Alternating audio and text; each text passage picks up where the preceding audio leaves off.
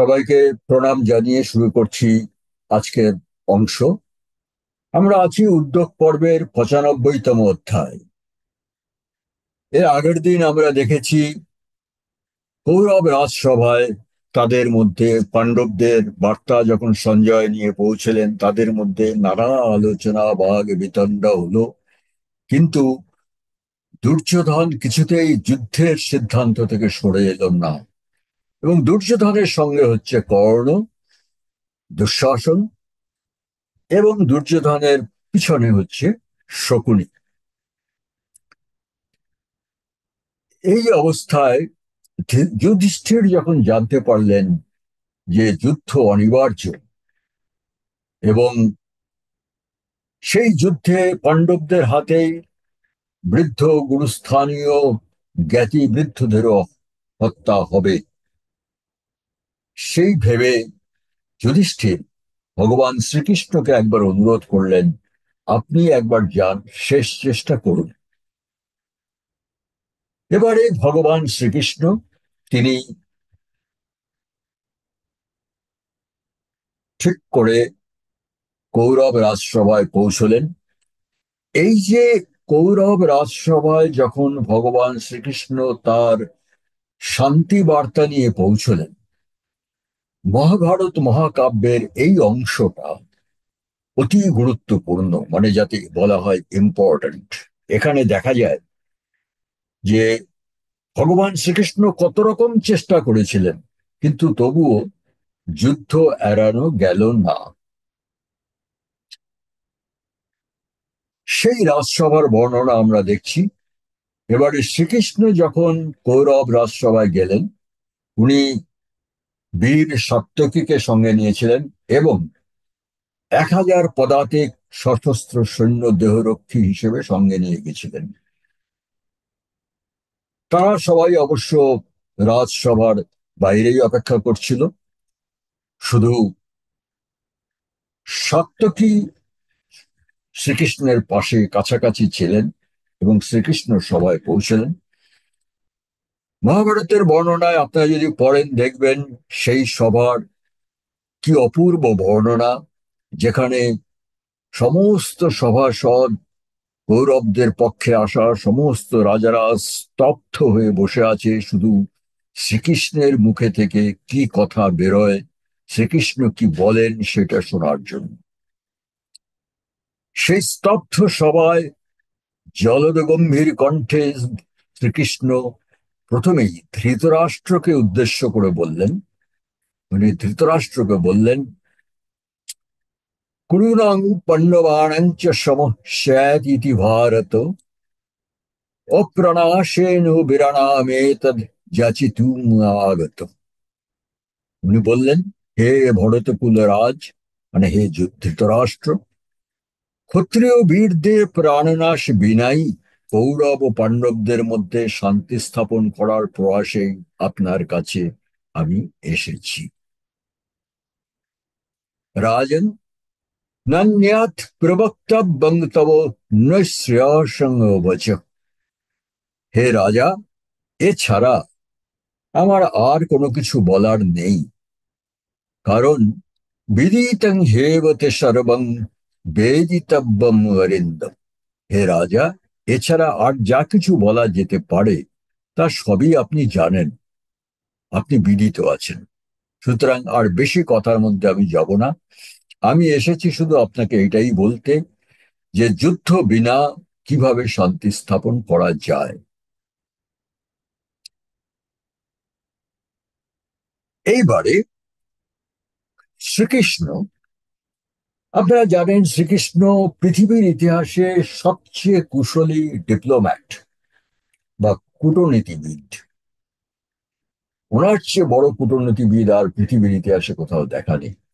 উনি এবার ধৃতরাষ্ট্রকে বলছেন, মূল কথা হচ্ছে আপনি তো রাজা, সুতরাং আপনি সিদ্ধান্ত নেবেন।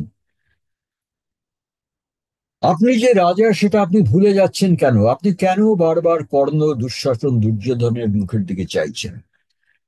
মানে রাজার যে সম্মান, সেই সম্মানের জায়গাটা শ্রীকৃষ্ণ খোঁচা দিয়ে তুলছেন এবং শ্রীকৃষ্ণ বলছেন, তং হি ধারয়িতা শ্রেষ্ঠ কুরুণাং গুরু সত্যম। আপনিই তো কুরুকুল পিতা, মিথ্যা প্রচুরতাং তাত বৎস্যাভ্যন্তরেষু চ তজ্জাধীন সম রাজন ময়ি চৈব বিষাম্পতে। কৌরব পুত্ররা যদি অন্তরে বা বাহিরে কোনো মিথ্যা অধর্মাচরণ করে, তবে তজ্জাধীন সম রাজন, তবে হে রাজা, আপনারই তো দায়িত্ব তাদের শাসন করা। আপনি সেটা কেন করতে পারছেন না? কারণ আপনি যে রাজা, সেটা আপনি ভুলে যাচ্ছেন কেন? তারপরে বলছেন, তজ্জাধীন সম রাজন ময়ি চৈব বিষাম্পতে। হে ধৃতরাষ্ট্র, শান্তি স্থাপন করার দায়িত্ব বা ভার কিন্তু শুধু আপনার উপরে এবং পাণ্ডবদের পক্ষ থেকে আমার উপরে। আপনি অন্য কারো দিকে কেন তাকিয়ে আছেন? আর বলছেন শ্রীকৃষ্ণ, পুত্রান স্থাপয় কৌরব্য। আপনি আপনার পুত্রদের শাসন করুন, তাদের নিয়ন্ত্রণে রাখুন। স্থাপয়িষ্যাম্যহং পরান। অন্যদের মানে পাণ্ডবদের নিয়ন্ত্রণে আমি রাখবো, যাতে যুদ্ধ না হয়। অর্থাৎ দেখা যাচ্ছে কূটনীতিবিদ শ্রীকৃষ্ণ এখানে ধৃতরাষ্ট্রকে মনে করে দিচ্ছেন, আপনি রাজা, আপনি কেন সিদ্ধান্ত নিচ্ছেন না? তারপরে শ্রীকৃষ্ণ আরো বলছেন, যে ধর্মম অনুপশ্যন্ত তুষ্ণিং ধ্যায়ন্তে আশতে তে সত্যম আহুর্ধর্মং চ ন্যায্যং চ ভরতর্ষভ। উনি বলছেন, ধর্মাদর্শের দিকে দৃষ্টি রেখেই পাণ্ডবেরা এখনো শান্তি বজায় রেখে তাদের রাজ্য ফিরিয়ে দেওয়ার দাবি করছে। পাণ্ডবরা তো যুদ্ধ শুরু করে দিতে পারতো, কিন্তু তা তো তারা করছে না। ধর্মম অনুপশ্যন্ত তুষ্ণিং, ধর্মের দিকে তাকিয়েই তারা এখনো শান্তভাবে শান্তি বজায় রেখেছে এবং শুধু তাদের রাজ্য ফেরত চাইছে। তে সত্যম আহুর্ধর্মং চ ন্যায্য, তাদের সেই দাবি তো সত্যসম্মত, ধর্মসম্মত ও ন্যায্য। সক্ষম কিমন্নদ বক্তুং তে দাননাথ অন্নতি জনেশ্বর। তাদের রাজ্য ফিরিয়ে দেওয়ার কথা ছাড়া আপনাকে আমি আর কি বলতে পারি? আর তো কিছু বলার নেই। এটা তো পরিষ্কার, তাদের রাজ্য আপনি দখল করে রেখেছেন, তাদের রাজ্য আপনি ফিরিয়ে দিন। আর তো কিছু বলার নেই। শেষে উপসংহার হিসেবে ভগবান শ্রীকৃষ্ণ পরিষ্কার ভাষায় বলছেন, স্থিত শুশ্রূষিতং শিষ্যিতুং পার্থ। পার্থ অর্থাৎ পাণ্ডবেরা কিন্তু আপনার সেবার জন্য স্থিত মানে প্রস্তুত। স্থিত যুদ্ধম অরিন্দমা, যদি যুদ্ধই হয়, যুদ্ধ করার জন্য তারা প্রস্তুত। পাণ্ডবেরা আপনার সেবা করার জন্য প্রস্তুত, আপনার সৈন্যের সঙ্গে যুদ্ধের জন্য প্রস্তুত। এর মধ্যে যাতে পথ্যতাম, এর মধ্যে যেটাতে আপনার রুচি, রাজেন তস্মিন তিষ্ঠ পরন্তপ, আপনি সেই পথেই বেছে নিন, সেই পথেই চলুন। দুটো পথ আছে, এর মধ্যে আপনি কোনটা আপনার পছন্দ আপনি সেটাই করুন। শ্রীকৃষ্ণের এই গুরুগম্ভীর বক্তৃতার পরে দুর্যোধন তো কিছুতেই শুনছে না। তখন নারদ এবং অন্যান্য উপস্থিত ব্রহ্মর্ষিরা, এখানে বলছি নারদ এবং ব্রহ্মর্ষিরা স্বর্গ থেকে হঠাৎ এখানে কোথায় পৌঁছলেন? এখানে যেটা মনে রাখতে হবে, এটা আমি আপনাদের বলিনি, সেটা হচ্ছে ভগবান শ্রীকৃষ্ণ যখন হস্তিনাপুরের দিকে রওনা হয়েছিলেন, তখন পথে এই নারদ সহ বিভিন্ন ব্রহ্মর্ষিরা স্বর্গ থেকে নেমে এসে শ্রীকৃষ্ণকে অনুরোধ করেছিলেন, আমাদেরও আপনার সঙ্গে নিয়ে চলুন। কারণ তারা জানতেন যে কিছু একটা ঘটতে যাচ্ছে। তারা বলেছিলেন যে আমাদেরও একটু সঙ্গে নিয়ে চলুন, এবং আমরা সেখানে কি হয়, আপনি কি বলেন, সেটা আমরা একটু শুনতে চাই। ভগবান শ্রীকৃষ্ণের কথার পরে নারদ এবং অন্যান্য ব্রহ্মর্ষিরাও দুর্যোধনকে অনেক বোঝাবার চেষ্টা করলেন, কিন্তু দুর্যোধন সবার উপদেশ অগ্রাহ্য করে নিজের যুদ্ধের সিদ্ধান্তেই অটল রইল। তাহলে দেখা গেল শ্রীকৃষ্ণ যাই বলুক, ভীষ্ম যাই বলুক, দ্রোণাচার্য যাই বলুক, ব্রহ্মর্ষিরা যাই বলুক, দুর্যোধন শুধু কর্ণ, দুঃশাসন আর শকুনির ভরসায় নিজের সিদ্ধান্তে অটল। এই রকম যখন অবস্থা, আমরা যদি চলে আসি 124তম অধ্যায়, যখন আর কোনো আশা দেখা যাচ্ছে না, কিন্তু ধৃতরাষ্ট্র ভীত সন্ত্রস্ত হয়ে আছে, তখন ধৃতরাষ্ট্রই শ্রীকৃষ্ণকে অনুরোধ করলেন যে আপনি যদি একবার দুর্যোধনকে বোঝাবার চেষ্টা করেন। তখন ধৃতরাষ্ট্র বলছেন, ন ত্যহং শবশস্তাৎ ক্রিয়মাণং ন মে প্রিয়ম ন মংস্যান্তে দুরাত্মান পুত্রা মম জনার্দন। ধৃতরাষ্ট্র বললেন, হে জনার্দন, এখানে কোনো কিছুই আর আমার বশে নেই, যা হচ্ছে কিছুই আমার পছন্দ নয়। আমার দুরাত্মা পুত্র দুর্যোধন আমাকে একদমই মান্য করে না। তার মানে ধৃতরাষ্ট্র পুরো হাল ছেড়ে দিয়েছে। এবং আরো বলছেন, অঙ্গাং দুর্যোধনং কৃষ্ণ মন্দং শস্ত্র তীগং মম। এই দুর্যোধন শুধু শাস্ত্র বিরোধী দুষ্কর্মেই লিপ্ত। আর বলছেন, অনুনেতুং মহাবাহু যতস্য পুরুষোত্তম। হে মহাবাহু পুরুষোত্তম, আপনাকে আমি অনুরোধ করছি, যদি আপনি একটুখানি দুর্যোধনকে বোঝাবার চেষ্টা করেন। ভগবান শ্রীকৃষ্ণ উনি হচ্ছে কূটনীতিবিদ। উনি তখন ভালো কথায় সম্মানের সঙ্গে দুর্যোধনকে বোঝাবার চেষ্টা করলেন। উনি তখন দুর্যোধনকে উদ্দেশ্য করে বললেন, দুর্যোধন নিবোধেরং মদবাক্যং কুরুষোত্তম। হে কুরুশ্রেষ্ঠ দুর্যোধন, আমার দুটো কথা শোনো। সর্মার্থং তে বিশেষণ সানুবন্ধস্য ভারত। শান্তির উদ্দেশ্যে এবং বিশেষ করে বান্ধব সহিত তোমার নিজের মঙ্গলের জন্য আমি দুটো কথা বলছি, শোনো। এখানে শ্রীকৃষ্ণ কিন্তু দুর্যোধনকে কোনো বকাবকি করছেন না। উনি কুরুশ্রেষ্ঠ কুরুষোত্তম দুর্যোধন বলে ওনাকে অ্যাড্রেস করছেন।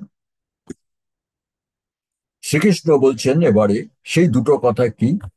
শ্রীকৃষ্ণ বলছেন, প্রাজ্ঞৈ শূরৈ মহৎসাহৈ আত্মীয়মাত্রি বহুশ্রুতৈ সন্ধ্যাৎস পুরুষ ব্যাঘ্র পাণ্ডবৈর্ভরতরস্যব। উনি বলছেন, হে দুর্যোধন, ধর্মজ্ঞানী, মহাবীর, মহা উদ্যোগী, শাস্ত্রজ্ঞ, মনস্বী পাণ্ডবদের সঙ্গে তুমি বন্ধুত্ব করে নাও। এই শকুনির কথায় আর এই শত্রুতা করো না। কারণ শকুনি কে? কর্ণ তোমার কে? কিন্তু পাণ্ডবরা তো তোমার ভাই। তোমার তো বোঝা উচিত তুমি তাদের সঙ্গে বন্ধুত্ব করে নাও তোমার মঙ্গলের জন্য। তোমার বন্ধু বান্ধবের মঙ্গলের জন্যই আমি এই কথা বলছি তোমাদের। ভগবান শ্রীকৃষ্ণ আরো বলছেন, এই যে আমি তোমাকে বলছি সন্ধি করে নাও। ত্বধীতং চ প্রিয়ং চৈব ধৃতরাষ্ট্রস্য ধীমত। রাজা ধৃতরাষ্ট্র কিন্তু তাই চান। শুধু রাজা ধৃতরাষ্ট্র নয়, পিতামহস্য দ্রোণস্য বিদুরস্য মহামতে কৃপস্য সোমদত্তস্য বাল্লিকস্য চ ধীমত অশ্বত্থাম্ন বিকর্ণস্য সঞ্জয়স্য বিবিংশতে জ্ঞাতীনাং চৈব ভূয়িষ্ঠং মিত্রাণাং চ পরন্তপ। শুধু ধৃতরাষ্ট্রেই সন্ধি চাইছেন তা নয়, পিতামহ ভীষ্ম, আচার্য দ্রোণ, মহামতি বিদুর, কৃপাচার্য সোমদত্ত, সুবিবেচক বল্লিক, অশ্বত্থামা, বিকর্ণ, সঞ্জয়, বিবিংশতি, মানে তোমারই দলের সমস্ত রাজা মহারাজারা এবং তোমার সমস্ত জ্ঞাতি বন্ধুরাও কিন্তু তাই সঠিক মনে করেন যে মহাজ্ঞানী পাণ্ডবদের সঙ্গে তুমি শত্রুতা বন্ধ করো।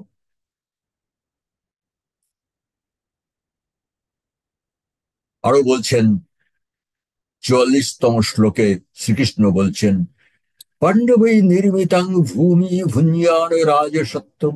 হে রাজা, পাণ্ডবদের সৃষ্টি রাজ্য তুমি ভোগ করছো, আর পাণ্ডবান পৃষ্ঠত কৃত্যা ত্রাণমশংসসে অন্যত। আর সেই পাণ্ডবদেরই ঠকিয়ে পিছনে রেখে তাদের সঙ্গে শত্রুতা করে তুমি ভাবছো, আশা করছো যে অন্যেরা, এই যে তোমার সঙ্গে যুদ্ধ করতে এসছে, এরা তোমাকে রক্ষা করতে পারবে? তাই কি সম্ভব? আর তুমি সেটা কিভাবে আশা করছো? শ্রীকৃষ্ণ এবারে বলছেন, দুঃশাসনে দুর্বিষহে কর্ণে চাপি শশৌ বলে। দুঃশাসন, দুর্বিষহ, কর্ণীয় কর্ণ, শকুনি, এতেস্য ঐশ্বর্যমাধায় ভূতিমিচ্ছসি ভারত। এদের হাতে তুমি তোমার সমস্ত রাজত্বের ভার দিয়ে তুমি চাইছো তোমার সমৃদ্ধি আরো বাড়বে, তোমার সম্মান যশ রাজ্য আরো বৃদ্ধি পাবে। এটা তুমি ভাবলে কি করে? তুমি লোক চেনো না? দুঃশাসন, দুর্বিষহ, কর্ণ, শকুন, এদের উপরে নির্ভর করে তুমি ভাবছো তোমার সম্মান, তোমার যশ, তোমার রাজ্য আরো বৃদ্ধি পাবে? না চৈতি তব পর্যাপ্তা জ্ঞানে ধর্মার্থ স্থিতা বিক্রমে চাপ্য পর্যাপ্তা পাণ্ডবান প্রতিভারত। এই এরা, মানে এই দুঃশাসন, এরা তোমাকে জ্ঞান, ধর্ম, অর্থ কোনো কিছুই দিতে পারবে না। আর বিক্রমে চাপ্য পর্যাপ্ত পাণ্ডবান, আর পরাক্রম বা বিক্রমেও তারা পাণ্ডবদের তুলনায় তো অতি নগণ্য। তুমি কাদের ভরসায় এই যুদ্ধ ঘোষণা করছো বারবার? এবারে অর্জুনের কথা স্মরণ করে ভগবান শ্রীকৃষ্ণ বলছেন, ইদং সন্নিহিতং তাত সমগ্রং পার্থিবং বল। তোমার দলে, এই এখানে হস্তিনাপুরে, যে সমস্ত রাজারা তাদের সমস্ত দল বল সৈন্য সামন্ত নিয়ে জড়ো হয়েছে, অয়ং, এছাড়া তার সঙ্গে ভীষ্মস্তথা দ্রোণ কর্ণাশ্বায়ম তথা কৃপ, তাদের সঙ্গে ভীষ্ম, দ্রোণ, কর্ণ, কৃপাচার্য যদি যোগ করো, আরো ভূরিশ্রবা সৌমদত্তিরশ্বত্থাম জয়দ্রথ, ভূরিশ্রবা সোমদত্ত, অশ্বত্থামা, জয়দ্রথ, এত সবও যদি তুমি যদি এক জায়গায় যোগ করো, তবুও অসত্তা সর্ব এ বইতে প্রতিযোদ্ধুম ধনঞ্জয়। এরা সবাই মিলে একত্রেও কিন্তু একা অর্জুনের সঙ্গে যুদ্ধ করতে পারবেন না। এটা তো তুমি জানো। তাহলে কেন তুমি যুদ্ধ যুদ্ধ করে এত লাফাচ্ছ?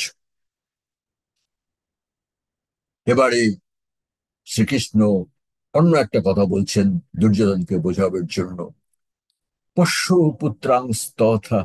তুমি তোমার নিজের পুত্র পৌত্রদের দিকে একবার দেখো, তাদের দিকে, মুখের দিকে একবার তাকাও। ভাতৃয়ের জ্ঞাতিং সম্বন্ধীন তথা, তোমার ভাই জ্ঞাতি সম্বন্ধের মুখের দিকে একবার তাকাও।